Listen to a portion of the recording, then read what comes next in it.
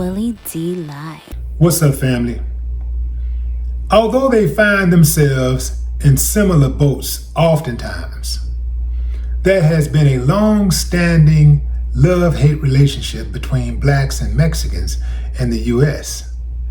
This podcast clip that I just watched of 3 Mexican Americans talking about boycotting reparations for black folks is not going to do anything to mend the wounds. Yeah, family, talking real slick. They're saying they're going to boycott reparations for black folks. If anybody deserves reparations, it should be the indigenous people and Mexicans first. What do you think about that? Give me a thumbs up if you agree. Thumbs down if you say hell no. Okay. For starters, black people, Africans, were present in the U.S., specifically the 13 colonies, before the U.S. took the land from Mexico. Mexicans, on the other hand, were in places like California and Texas before they became part of the U.S. Additionally, black people built America. There ain't no question about that. America was built on slave labor. Blacks, on the backs of blacks, not Mexicans, blacks, not indigenous people, blacks.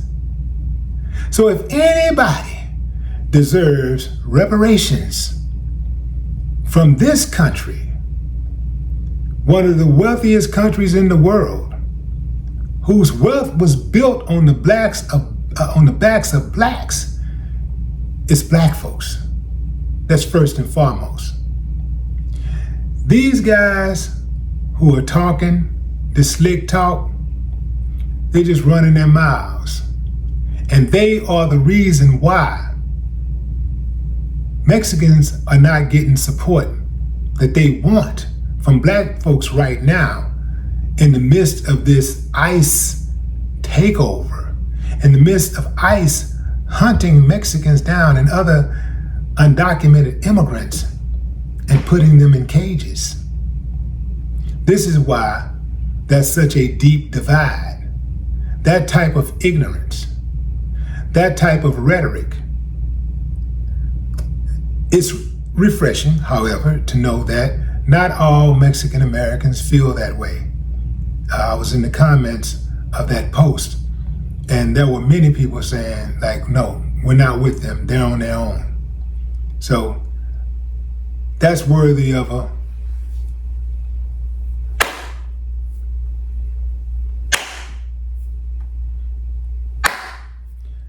I ain't got no problem with that. Here's the thing, fam.